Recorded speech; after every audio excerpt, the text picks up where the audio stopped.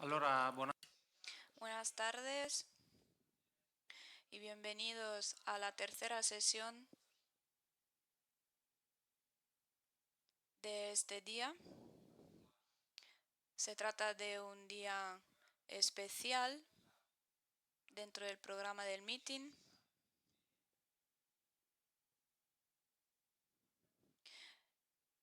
Este día fue organizado con Mónica Maggioni, quien quiso de manera muy fuerte organizar estas sesiones a pesar de todos los compromisos y sus actividades de este verano, porque la presencia de Mónica Mazzoni aquí en el meeting es fundamental.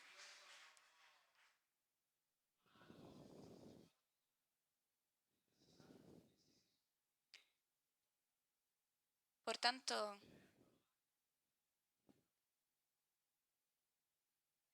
a raíz de la expresión del Papa Francisco, quien dijo que estamos en una tercera guerra mundial hecha a piezas, quisiéramos tratar de entender un poco más esta expresión. De ahí el título de la sesión, Piezas de guerra y caminos de paz. Mapas. No pretendemos crear el nuevo mapa del mundo porque esa sería una tarea demasiado compleja, pero tratamos de profundizar y entender el contexto global que está cambiando. Esta mañana ya hemos hablado con el representante de ENI, hablando de recursos, de energías, tratando de abandonar los tópicos y los clichés, porque siempre se habla del hecho de que todo el mundo empieza guerras por el petróleo, por el crudo, por el gas, pero ya sabemos que el petróleo también puede suponer un recurso para una mejor cooperación, pero todo ello depende de los hombres, depende de nosotros. Esta tarde también hemos hablado de libertad religiosa junto con Brian Grimm. Hemos hablado de la importante declaración de Marrakech, porque los conflictos a veces se piensa que nacen de las religiones. En cambio, junto con Brian Grimm, hemos entendido de que estas situaciones pueden suponer un factor incluso de desarrollo económico. En esta tercera sesión organizada por Mónica Maggioni,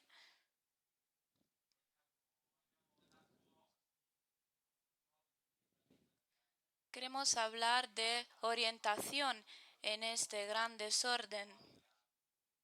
Lo vamos a hacer con Mónica, presidenta de RAI, aunque no vaya a hablar del desorden en el que está sumida RAI. No se preocupen, todo funciona perfectamente en RAI. También tenemos aquí con nosotros a Paulo Magri, vicepresidente y director del ISPI, el Instituto de Política Internacional.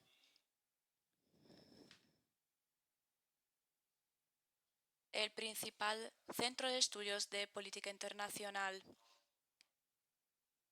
Se trata de un centro de estudios muy conocido a nivel internacional, fue galardonado con muchos premios y también llevó a cabo iniciativas muy importantes. Por tanto, le damos la bienvenida aquí en el meeting y le damos las gracias por venir aquí a aceptar la invitación a pesar de todos los compromisos que tenía este verano.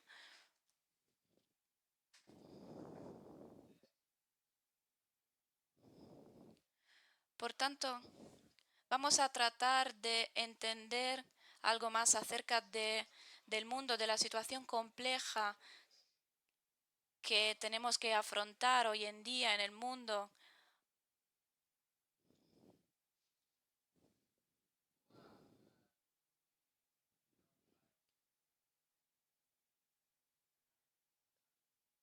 Por tanto, vamos a tocar algunos temas juntos, temas relacionados con la situación tan dramática que estamos afrontando y tan incomprensible a veces. Por tanto, hemos pensado empezar por una fecha que todos recordamos, el 11 de septiembre de 2001. Todos sabemos muy bien lo que ocurrió en ese día, este día de hace 15 años. ¿Y qué es lo que ha ocurrido desde el atentado de las Torres de Nueva York?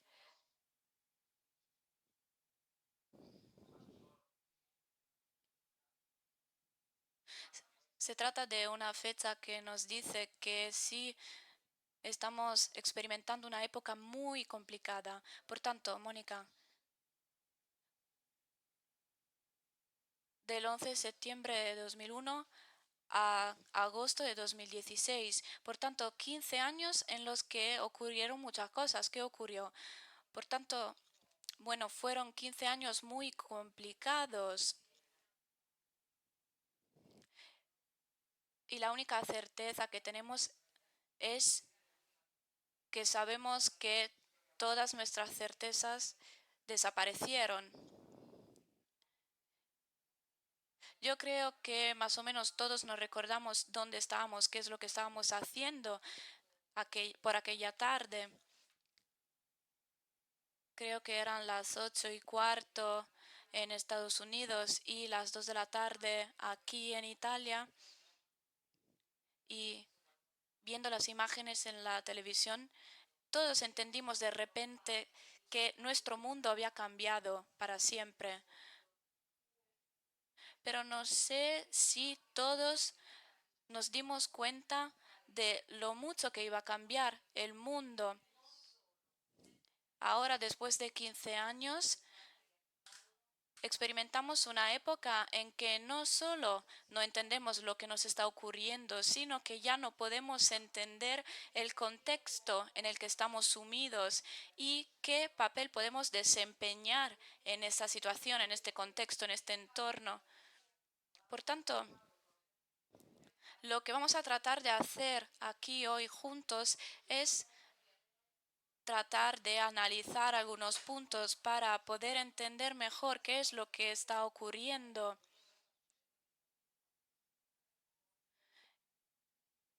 para así poder razonar mejor acerca de qué es lo que podemos hacer para salir de esta situación. Si yo pienso en lo que era el mundo esa mañana del 11 de septiembre, antes de que el primer avión se chocara contra las torres, pienso que se trataba de un mundo que tenía muchas situaciones difíciles, pero que seguía esquemas bastante conocidos, bastante claros. Si había una guerra, se entendía bastante bien cuáles eran los actores involucrados y las razones, los intereses también que estaban en juego. Luego, la reacción al 11 de septiembre fue una reacción que respondía a esas lógicas. Se tendía a identificar la razón del ataque y a los responsables en un grupo terrorista, se detecta al grupo terrorista y luego se produce una reacción. Y vemos que hay una contradicción en esto, porque sabemos que una parte de esa reacción tenía bastante sentido, tenía su lógica, porque se detecta inmediatamente al responsable, la organización de Bin Laden, quien se esconde en las montañas de Afganistán, y se empieza a llevar a cabo una guerra que respondía al esquema de antes, de las guerras de antes del 11 de septiembre. La segunda parte de la reacción es una parte que respondía a lógicas menos claras y esa parte de la reacción está relacionada con la elección de llevar a cabo una guerra en Irak. Se trata de una reacción que se produjo a raíz del 11 de septiembre porque sabemos que Bush aquella misma noche decide llevar a cabo una guerra contra Saddam Hussein. Y se trata de una elección que tenía menos lógica.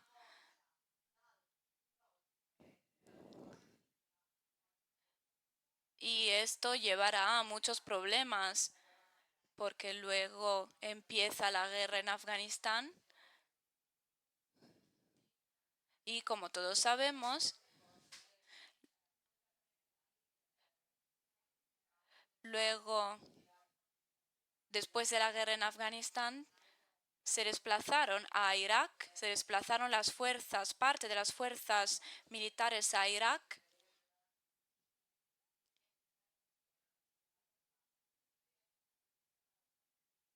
Y esto lo hicieron porque Bush quiso volver a diseñar el papel de Estados Unidos, del mundo occidental en Oriente Medio. Por tanto, aquel día Irak se convierte en la fuente, en el origen no solo de los problemas de Estados Unidos, sino de todos los problemas en los que estamos sumidos hoy en día. A partir de ese momento hay una desestabilización tan feroz en aquella región que causará los efectos de desorden que tenemos que afrontar hoy en día. Quiero hacer hincapié en el hecho de que el papel que desempeñó Estados Unidos fue muy importante, fue decisivo.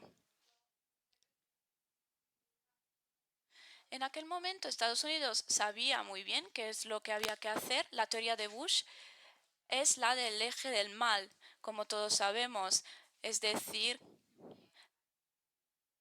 llevar a cabo guerras contra todos nuestros enemigos. Empezamos por Afganistán, luego Irak, luego teníamos Irán, Siria, Corea del Norte. Su lógica era hacer frente a amenazas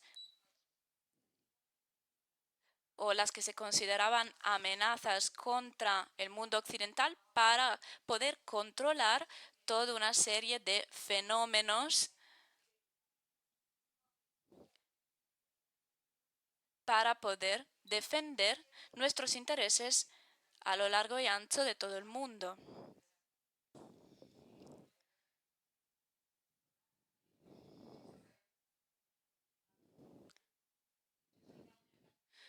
Si queremos entender todo esto, está claro que es un tema muy complejo.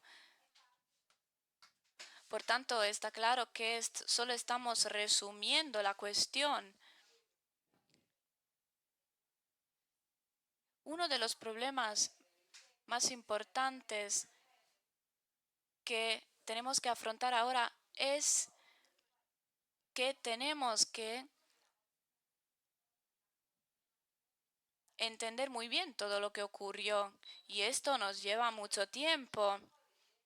Y de hecho no queremos perder ese tiempo, pero si dedicáramos algún tiempo a tratar de entender qué es lo que ha ocurrido a partir del 11 de septiembre, pues esto podría ayudarnos también a entender la situación que tenemos ahora.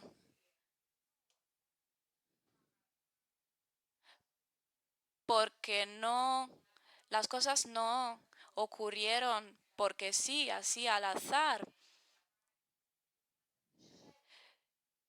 Lo que ocurrió porque hubo determinadas elecciones, también hubo errores y todas estas cosas encadenadas produjeron efectos a los que tenemos que hacer frente. Después de la invasión de Irak, se hicieron todos los errores que se pudieran hacer a partir de la disolución del ejército iraquí. Y esto afecta a cientos de familias de Irak y desata también sentimientos de grande rabia hacia los invasores, hacia el mundo occidental.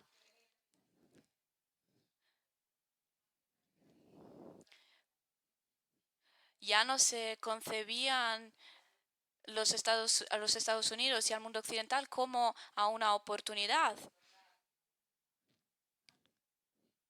Aunque cabe recordar que al principio había iraquíes que consideraban que Estados Unidos pudiesen suponer una oportunidad para el país. Por tanto, esto cambió porque se hicieron muchos errores a partir de la disolución del ejército o porque se ignoraron las necesidades básicas del pueblo. Y por tanto esto llevó al descontento general de la población, a problemas locales, y esto desembocó también en la formación de grupos terroristas, y esto representa la base de la amenaza terrorista que vivimos hoy en día,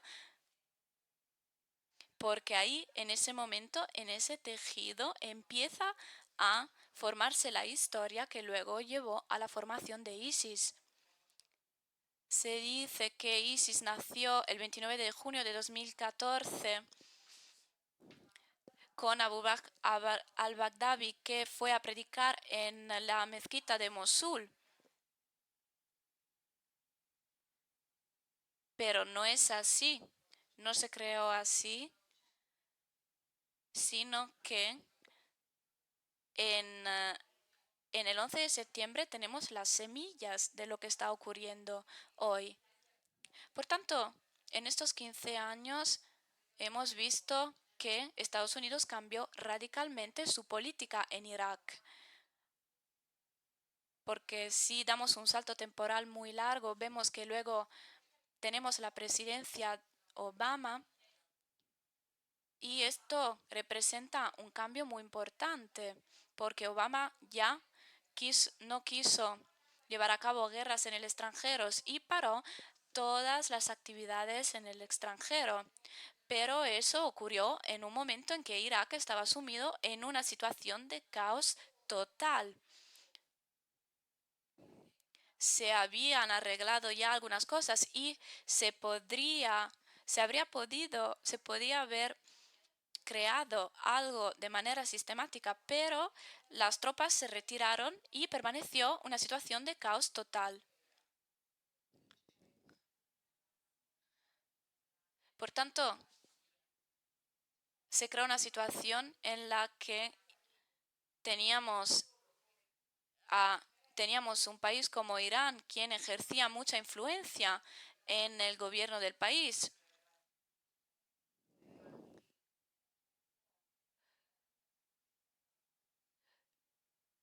Los suníes estaban ya marginalizados, por tanto se trataba de una situación que no prometía nada bueno. Por tanto, el hecho de irse de Irak no simplificó las cosas. Estoy resumiendo mucho las cosas de estos años de política exterior. Me estoy arriesgando mucho, por tanto no me voy a tomar las responsabilidades de lo que estoy diciendo porque estoy resumiendo muchísimo.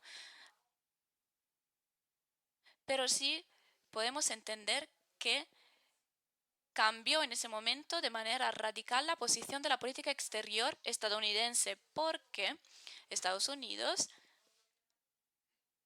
decide que ya no va a desempeñar un papel importante en el extranjero. Lo vemos en Libia y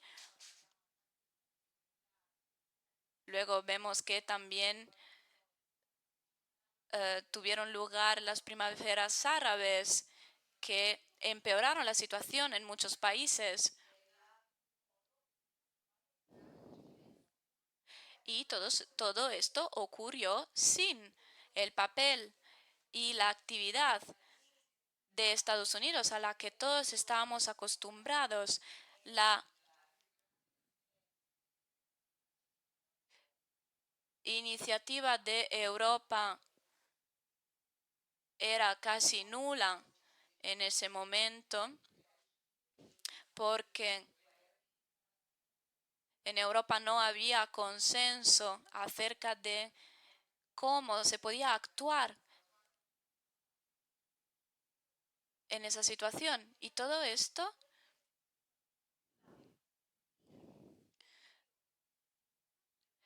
llevó muchas consecuencias porque se trataba de estados con problemas políticos enormes, dictaduras ocultas y muy duras, por ejemplo.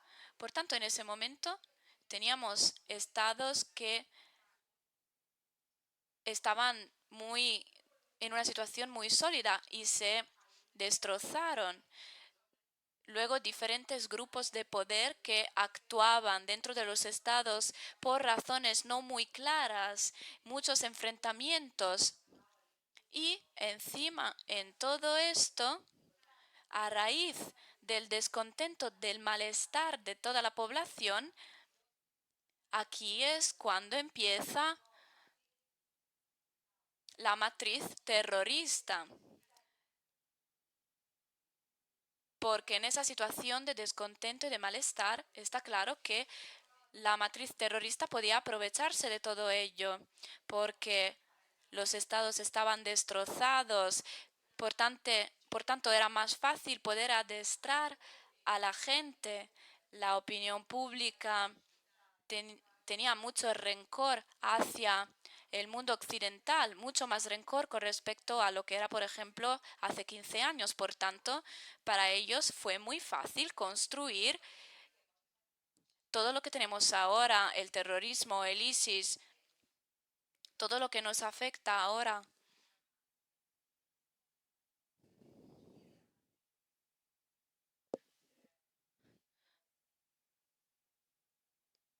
Eh, a este propósito, un político británico dice,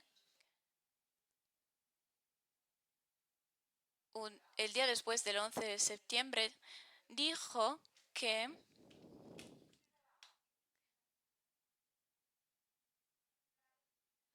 la única manera de medir nuestra reacción será las consecuencias que esta reacción conllevará.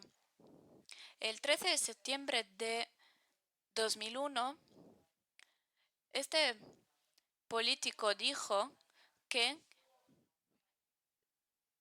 de lanzar un ataque devastador contra un país musulmán, matando a miles de personas y construir en ese momento a 10.000 Bin Laden, entonces habríamos perdido el reto que teníamos que afrontar. Después de 15 años no tenemos a 10.000 Bin Ladens, sino que tenemos a 30.000 terroristas, terroristas oficiales de ISIS. Y también tenemos muchos más terroristas que a través de esa red deciden actuar y seguir ISIS.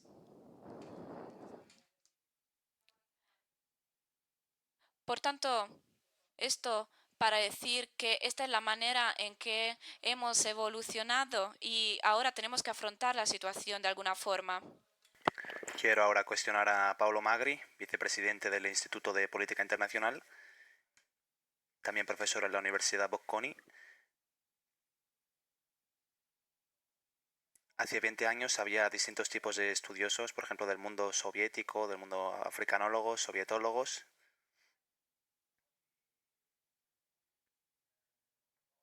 Hoy en día hace falta ser mundólogos, en cierto sentido. Toda cuesta interdependencia. ¿Cómo mirar toda esta interdependencia? Quiero preguntarle a Paulo. Paulo es nuestro mundólogo hoy aquí. ¿Cómo prosigue este hilo trazado por Mónica particularmente en el foco puesto en el Medio Oriente, en Estados Unidos, etc., hasta llegar a este punto de completa indescifrabilidad en el mundo. Bien,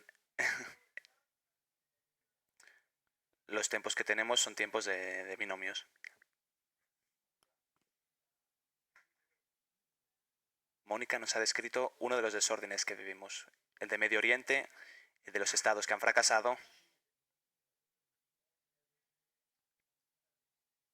que mediante el terrorismo transmite la inseguridad que vivimos hoy en nuestras comunidades. Sin embargo, estos no son los únicos desórdenes que vivimos.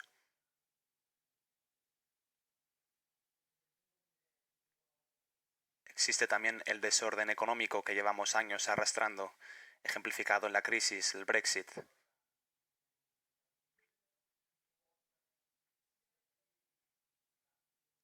Que tanto en los países emergentes como en los países avanzados nos llevan a la inseguridad económica.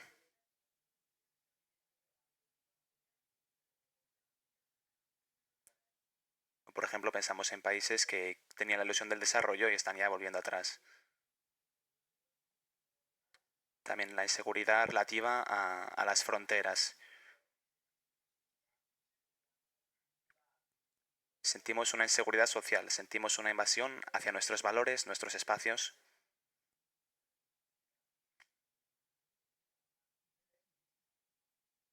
Y a esto se añade los antiguos riesgos geopolíticos. Todavía tenemos a Rusia, que entre comillas invade a Crimea. Tenemos a China con algún apuro en el mar chino meridional. Y también Corea del Norte.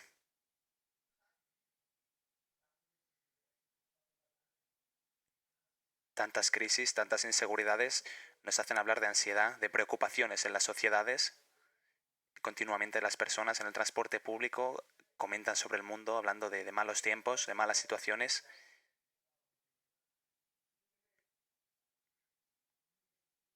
Aquí la historia, pero, como decía Mónica, debe socorrernos, porque realmente estamos viviendo unas crisis, algunas de las cuales son muy, muy importantes. Sin embargo, ninguna de estas crisis, tomadas de forma individual, es imposible de gestionar. Hemos visto cosas peores en el pasado.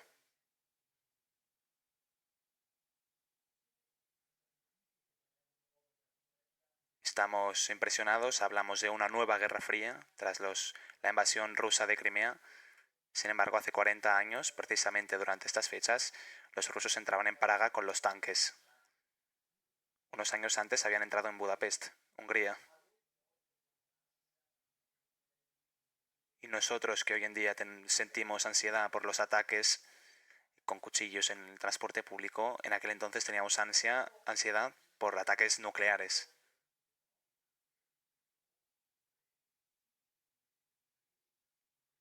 Hablamos de crisis económica de países como Grecia o Venezuela, pero olvidamos que en los 80 y en los 90 hemos tenido continentes enteros que se estaban hundiendo. Por ejemplo, la crisis de América Latina o la crisis de los países asiáticos.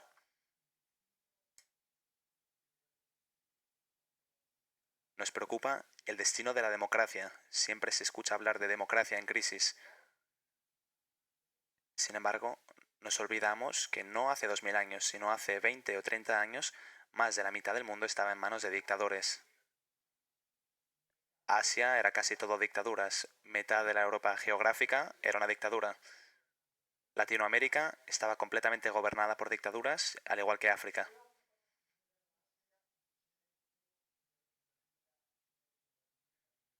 Nos generan ansiedad los 140.000 inmigrantes que llegan cada año en nuestro país. 140.000 es el número exacto de habitantes de Rimini, la ciudad que hoy nos está hospedando.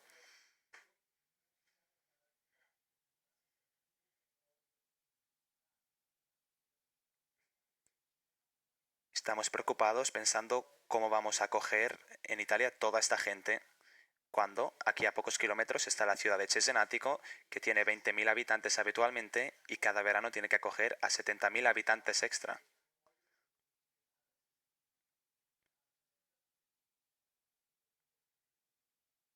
una ciudad debe estar preparada para acoger a toda esta gente. Soy consciente de que son dos fenómenos diversos, distintos. Sin embargo, mi reflexión iba dirigida a cuántas ciudades están preparadas para acoger al triple de personas que normalmente acoge.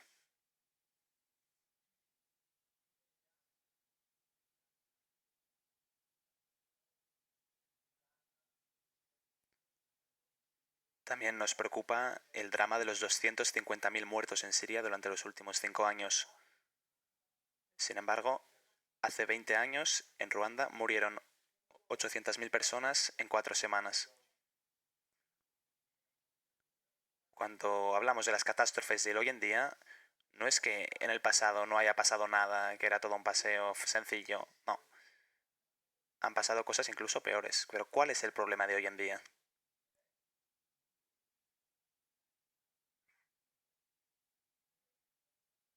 Hay dos problemas principales. Primero, que hace 20, 30, 40 años había un aquí y un allá. Lo que pasaba allá y no aquí, pues sí, nos conmovía, pero no nos tocaba exactamente, no nos tocaba profundamente. Ahora, sin embargo, sí nos afecta. Hay una guerra en Siria, vienen los inmigrantes y de repente el impacto de la guerra en Siria llega a la estación de Milán.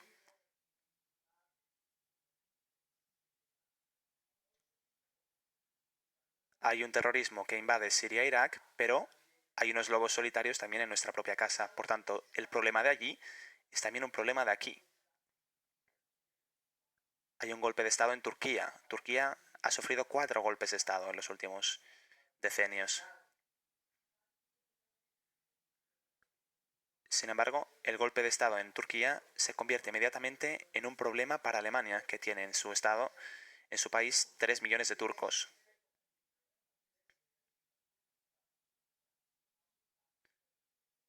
Y va a haber un impacto en la política interna de Alemania según cómo reaccione el gobierno alemán, teniendo en cuenta todos los turcos nacionalizados alemanes.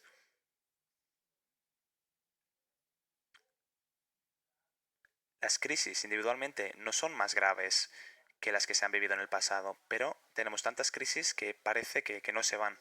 La crisis económica, 8 años, la económica, 5 años, la Libia, el Brexit, etc. Cada año llamamos a los inmigrantes una emergencia, son una emergencia nueva cada año. Tenemos muchas crisis juntas en este momento histórico. ¿Por qué tenemos tantas crisis? Porque ya no somos capaces de resolver estas crisis. En el mejor de los casos ponemos una tirita temporal y a la primera prueba, al primer baño que nos damos, esa tirita se va y ya no queda nada. Decía Paulo hace un rato, tantas crisis todas juntas, esto genera esta sensación sobre esta realidad tan poco gobernable. Ha dicho, no somos capaces de resolver nada. Yo pregunto, ¿no somos capaces de hacerlo, de resolverlas porque no somos capaces de afrontarla una por una? ¿O acaso no somos capaces de gestionar, nos vemos desproporcionados delante de esta avalancha de problemas? ¿Por qué no conseguimos salir de estas crisis? ¿Por qué es tan difícil hacer la paz en Siria tras 5 años de guerra? ¿Por qué la situación en Libia? ¿Por qué año tras año la crisis económica hace aflorar los mismos problemas?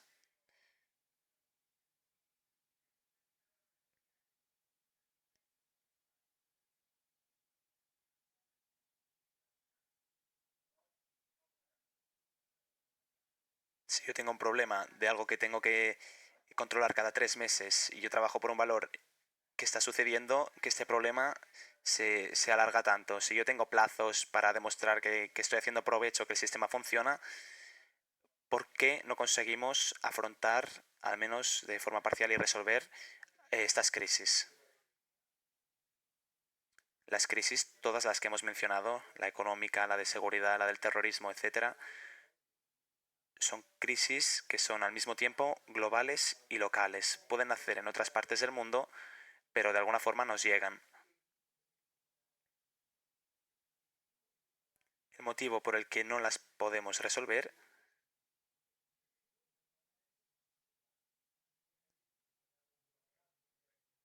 por qué nuestros mecanismos de resolver los problemas a nivel local y global se traban.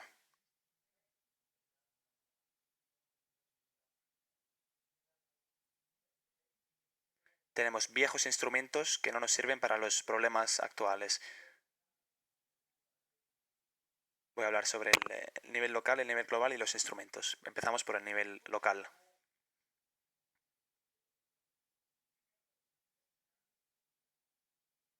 Salimos después de varios años de crisis económica, incluso cuando quizá la crisis no ha sido tan sentida, ¿no?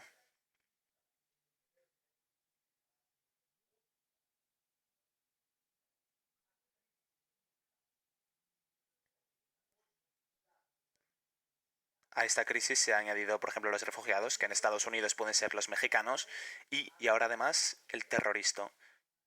Todos estos son elementos que llevan afectando años a las poblaciones y a los electores, a los votantes.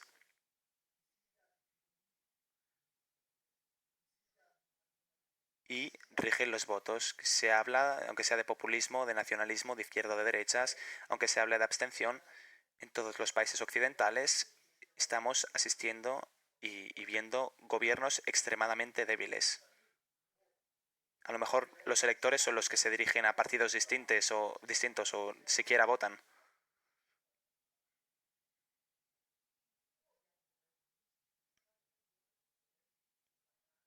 Entonces, o tenemos gobiernos muy débiles, pensemos en Francia y Estados Unidos.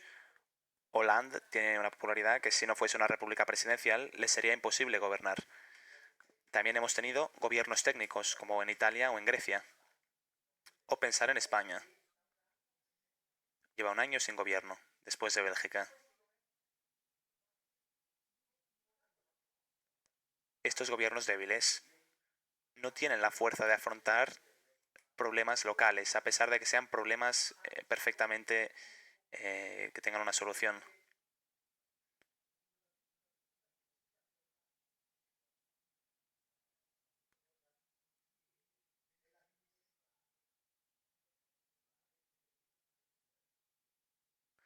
El examen para un gobierno serían las elecciones, como decíamos esta mañana. Hay una crisis de liderazgo a nivel político enorme, increíble.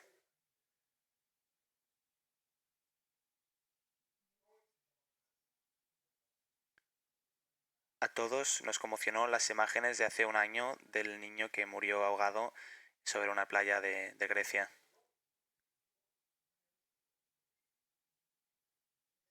A todos nos pareció positivo el gesto de liderazgo de la canciller alemana que tras ver la imagen del niño en las playas abrió las fronteras.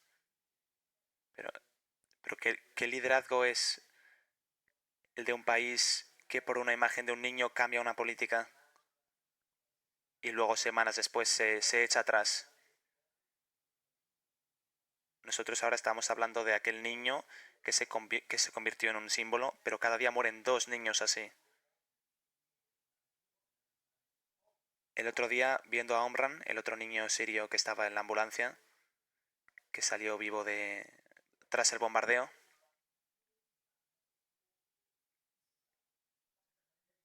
y pensamos que a lo mejor esa imagen puede hacer cambiar de idea a Putin. Quizá Putin ahora dé una tregua, un alto al fuego, 3 días después de haber dicho que no lo haría. Pero aunque lo hiciese, ¿qué mundo es? ¿Qué liderazgo es el de una persona que necesita la imagen de un niño para conceder una tregua? ¿Acaso Putin necesita la imagen de un niño para darse cuenta de que no está dando a los terroristas, atacando a los terroristas, sino que también a los civiles?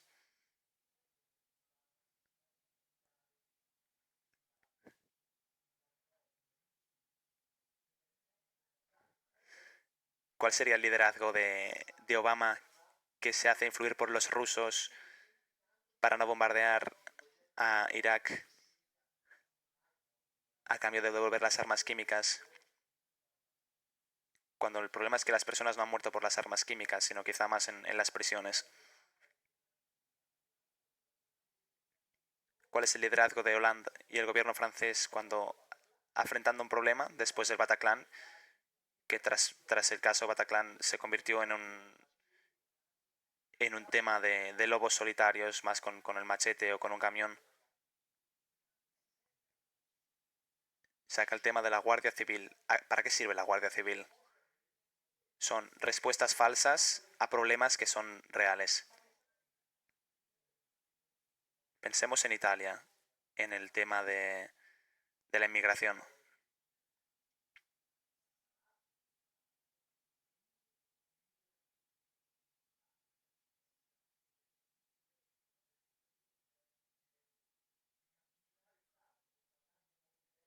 Es raro que las únicas dos maneras de intentar ver el problema de la inmigración de forma diferente hayan llegado de una periodista de la RAI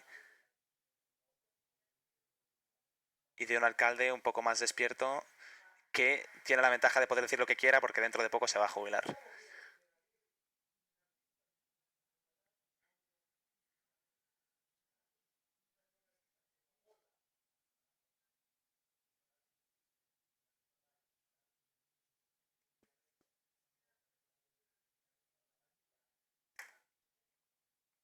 Hay algo aquí que no funciona.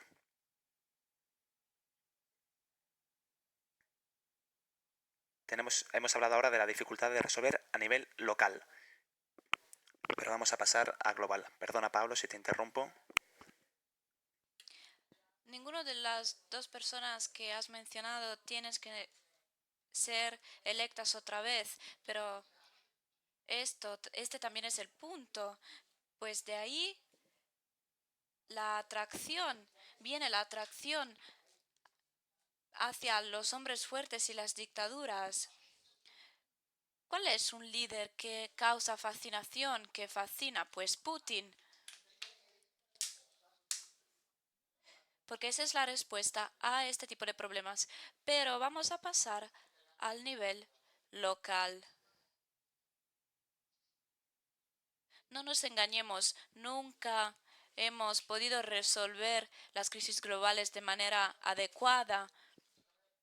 Pero a lo largo de estas décadas hemos desarrollado un modelo que se fundamentaba en tres aspectos para resolver las crisis globales. Ante todo, globalización para todo, porque una buena globalización crearía interdependencias económicas y esto haría que ya los países no se atacarían los unos a los otros, porque estarían interconectados desde el punto de vista económico. Pero luego hemos visto que la globalización no traía nada bueno. Por tanto, ya teníamos que dejar de lado este primer punto. El segundo pilar era pensar que había un país bueno y dispuesto a poner orden en el mundo, a controlarlo todo.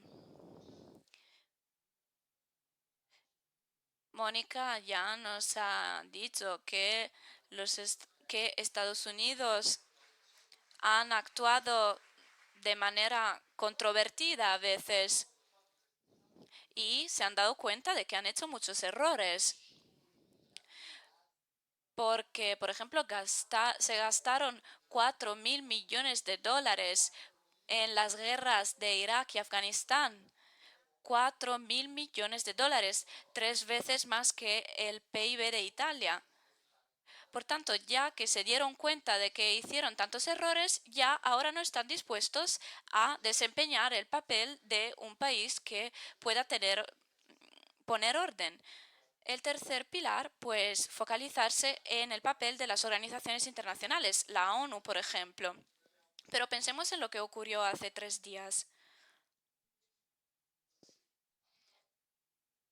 Estaba de Mistura, que acerca de Siria decía que en esa situación sin tregua no tiene sentido que la ONU lleve a cabo intervenciones humanitarias porque no somos capaces de hacerlo. Y luego Rusia estaba bombardeando y de Rusia dependía la tregua, el alto el fuego. Por tanto, por primera vez tenemos una situación en la que la ONU se queja y protesta porque un miembro de la ONU ya ha perjudicado la situación. Por tanto, ya estamos en una situación de desorden total. Por tanto, ¿qué es lo que podemos hacer? Pues podemos empezar por la ONU, por el papel de la ONU.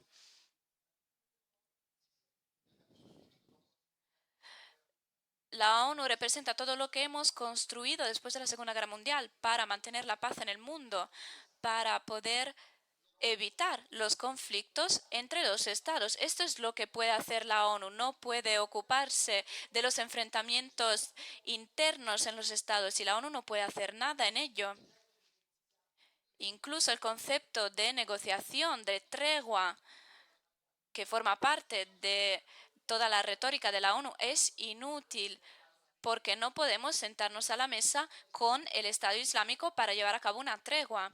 Por tanto, tenemos herramientas que hemos desarrollado y que no podemos utilizar.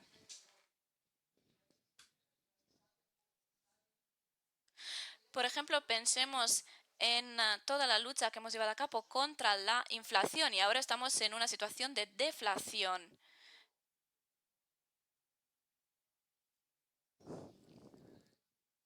Y en cuanto a Europa, ¿cuál es el papel de Europa? Europa solo realizó una línea de política exterior para poder ayudar a evitar los conflictos exteriores, pues una política de ensanchamiento. Esta ha sido la única política exterior de Europa para incluir cada vez a más países. Pero ¿de qué nos sirve el ensanchamiento cuando estamos restringiendo en realidad las fronteras? ¿De qué nos sirve eliminar las fronteras si hoy estamos levantando muros y barreras dentro de Europa?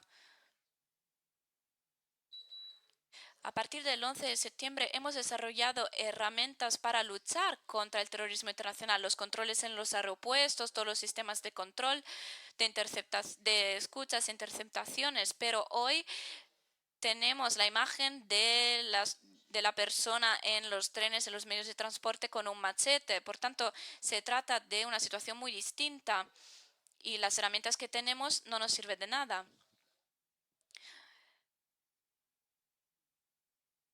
Por ejemplo, en el Estado italiano tenemos una norma de protección de la privacidad de los niños, por la que no podemos ver los rostros de los niños en la televisión. Pues cuando se habló de Omran, pues vimos en la tele que las imágenes de Omran habían cancelado el rostro de Omran para proteger la imagen de ese niño. Pero tenemos herramientas para proteger la imagen de un niño que ya tiene su vida destrozada en ese país. Es una paradoja.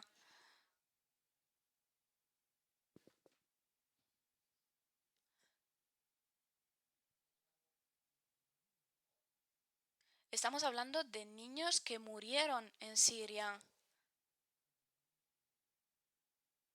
Pero no estamos hablando, por ejemplo, de los niños que ya no pueden ir a la escuela y tener una educación en Siria.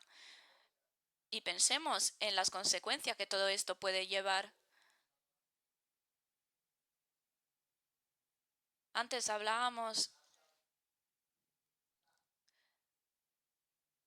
de la experiencia de Mónica en Irak y de lo afectada que quedó por ejemplo, del ruido de los bombardeos. Y estamos hablando ahora de niños que llevan muchos años escuchando el sonido de los bombardeos. Y ya hemos visto cómo puede haber trastornos mentales. Podemos sufrir trastornos mentales después de guerras. Porque nosotros solo vemos las imágenes de toda la destrucción, pero ellos la ven en primera persona. Y nosotros en todo esto lo único que hacemos es cancelar el rostro de Omran porque tenemos que proteger a los menores.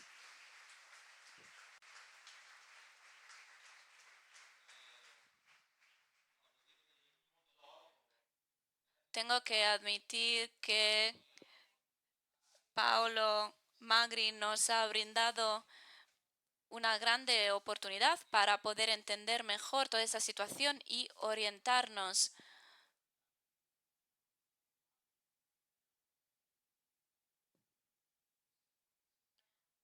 Por tanto, le damos las gracias por la aportación que nos ha dado, porque nos ha ayudado a entender mejor la situación, porque es muy fácil sentirse como algo muy pequeño dentro de lo que es la gran rueda de la historia. Y siempre quedamos muy impactados cuando escuchamos el listado de todas las crisis, la ausencia, la falta de liderazgo y las crisis globales. Estaba hablando con un cardenal hace poco tiempo que me decía que tenemos que aceptar y asumir el hecho de que estamos experimentando una época muy difícil porque a menudo siempre pensamos que los problemas se pueden resolver.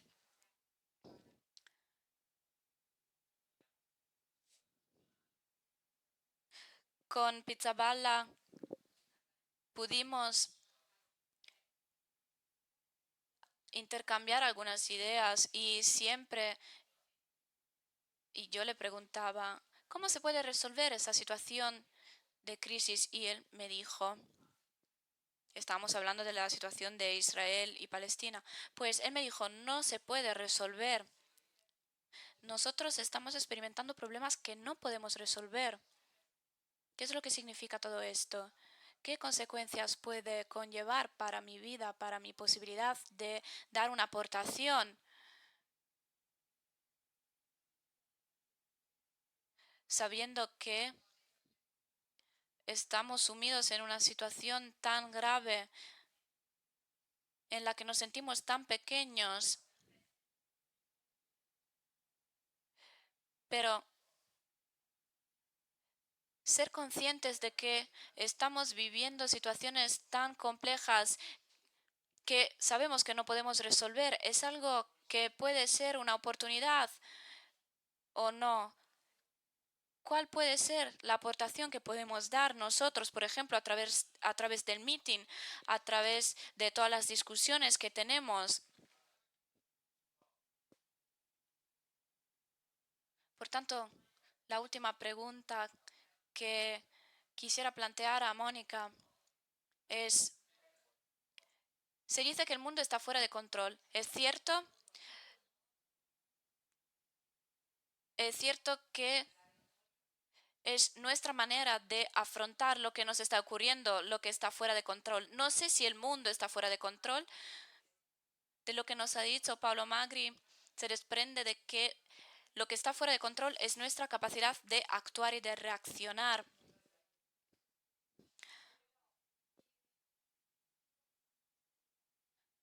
Pero quizá el problema no es que las cosas no se pueden resolver en general, sino que no se pueden resolver en la manera en que estamos acostumbrados en general.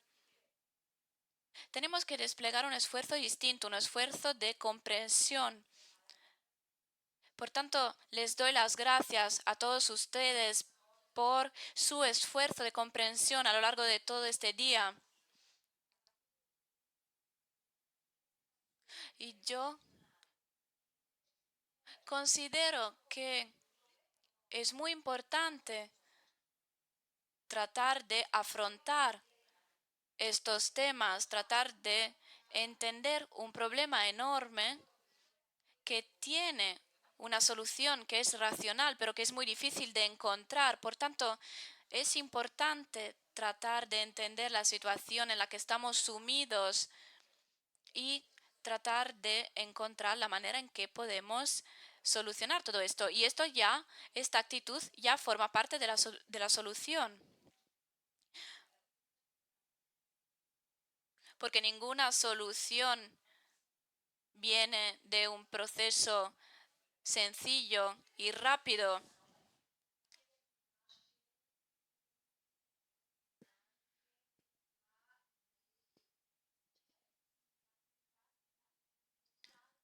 Hay que tratar de comprender sistemas complejos, incluso utilizar nuestra fantasía. Hoy hemos utilizado la palabra desorden, pues ¿de dónde procede este desorden? Vamos a tratar de entender juntos. Antes teníamos sistemas ordenados, Antes del 11 de septiembre hubo muchas crisis. Por ejemplo, la crisis económica del 2008 es una crisis que se añadió ya a la crisis que conllevó el 11 de septiembre. Por tanto, este desorden que vivimos no consiste solo en el hecho de que tenemos amenazas o grandes invasiones. Por tanto, ¿de dónde viene este desorden?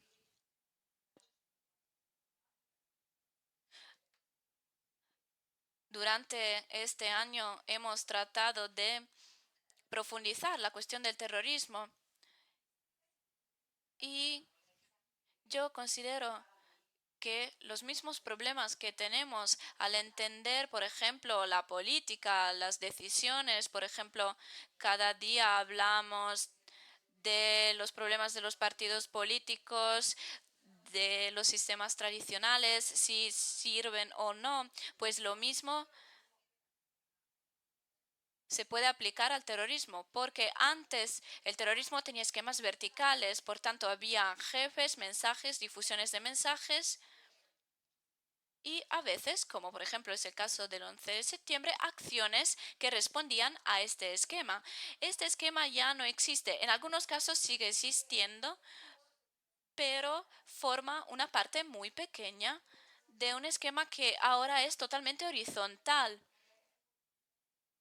formado por muchas piezas separadas, así como, por ejemplo, también el consenso político. El consenso político hoy en día ya no tiene líneas verticales de los encuentros de partido, de los mensajes hacia la base. Se trata de un sistema totalmente horizontal. También es horizontal la manera en que hoy en día nos comunicamos, compartimos lo que nos ocurre, nos encontramos.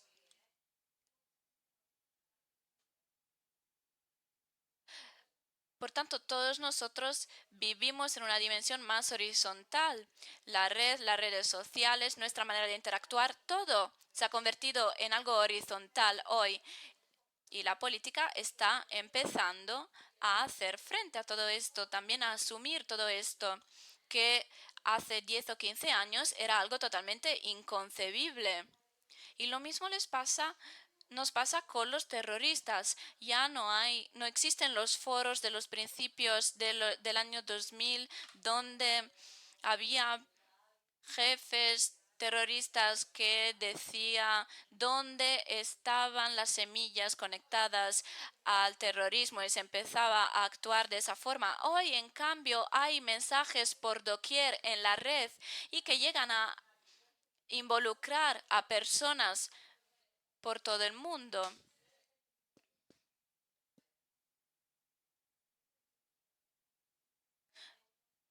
Por tanto, si pensamos en todo el dinero que América invirtió en la lucha contra el terrorismo, hoy vemos que el esquema es totalmente distinto porque tenemos que hacer frente a individuos aislados que actúan de manera aislada con un machete en el transporte público, por ejemplo. Y esto ocurre porque la forma en que nos comunicamos ya no es una forma vertical, sino que se trata de un sistema horizontal. Pero es ahí donde podemos encontrar la solución también. Las labores de hoy, lo que hemos hecho hoy juntos, puede convertirse en algo muy útil, en una oportunidad.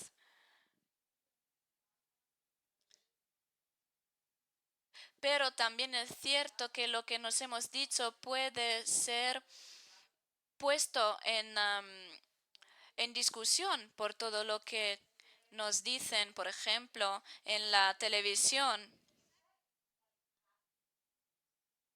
Y no nos sirve que algún jefe nos diga que es así o que no es así, o que no es así,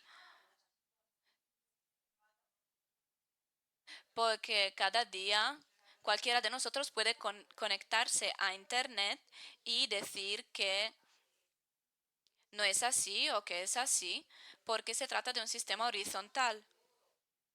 Ya no es el sistema tradicional tal y como lo concebíamos hace algunos años.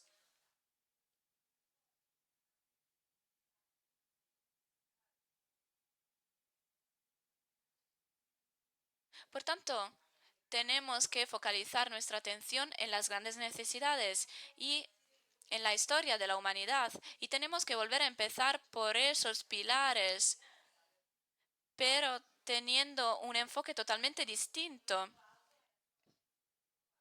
Por ejemplo, en lo que atañe a la inmigración, el enfoque tiene que ser el enfoque a una realidad, tratando de encontrar soluciones concretas con propuestas políticas. Y no nos sirve de nada representar a la inmigración como una invasión, sino que hace falta encontrar respuestas concretas.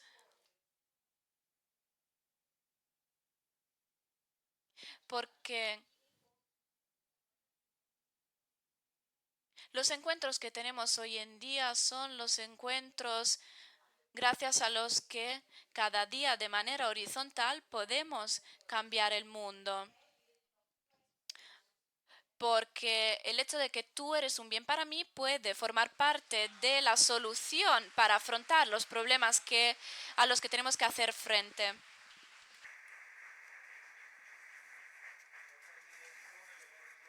Me gusta esta dimensión de la horizontalidad,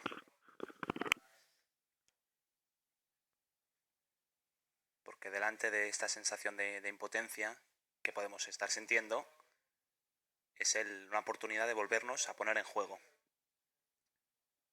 Me gustaría concluir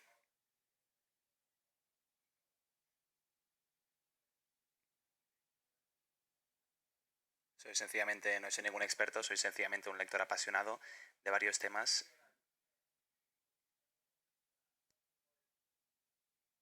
Y recuerdo el proceso en Irlanda del Norte de reconciliación entre cristianos y protestantes, católicos y protestantes. Venían de peleas, de horrores, de guerras. Habíamos visto imágenes muy impactantes.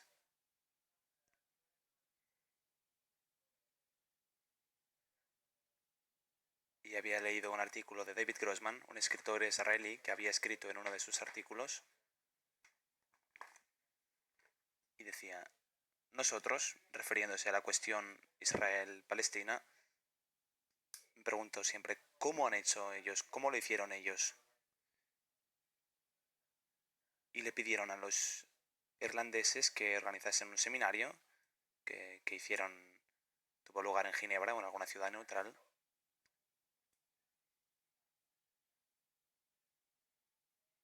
y prepararon un taller en el que discutían y debatían pues cómo lo habían hecho. Y dijeron, alguien en un determinado momento empezó a pensar que el otro, el rival, era una persona que se podía encontrar, que se podía conocer. De otra forma, el pasado era el que pasaba factura. O sucede algo ahora, o en el pasado siempre hay daños hechos y rencores y nunca se termina, nunca se sale de allí. Recuerdo que había leído los distintos diálogos e entrevistas de estas personas que participaban en un proceso de paz y de diálogo muy complicado, lleno de tentaciones y de trampas, pero todo vivía partiendo del hecho de que en un determinado momento estas personas habían empezado a hablarse, a reconocerse y a mirar al presente y dejar de mirar al pasado. Este es quizá uno de los pocos casos, junto tal vez a Sudáfrica,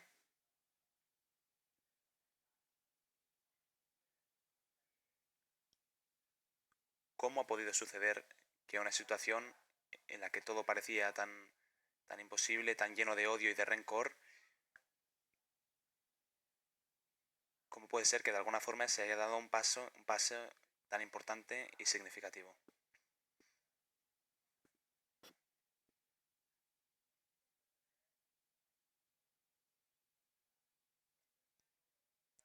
Volviendo a esta visión horizontal de las cosas, yo veo una gran oportunidad. Es la gran oportunidad que todos nosotros podemos vivir.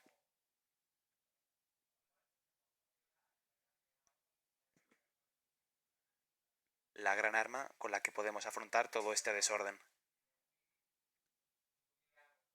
Por eso concluimos aquí. Espero que estas etapas, este itinerario os haya parecido interesante. Y agradecemos particularmente a Mónica Maggioni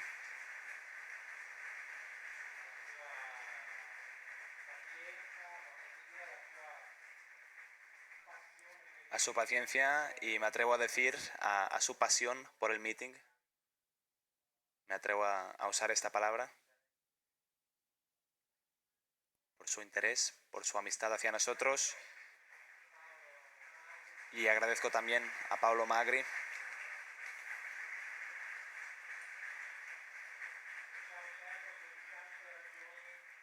que nos ha proporcionado tantas razones para pensar. El pensamiento es la primera razón para esperar. Gracias a todos.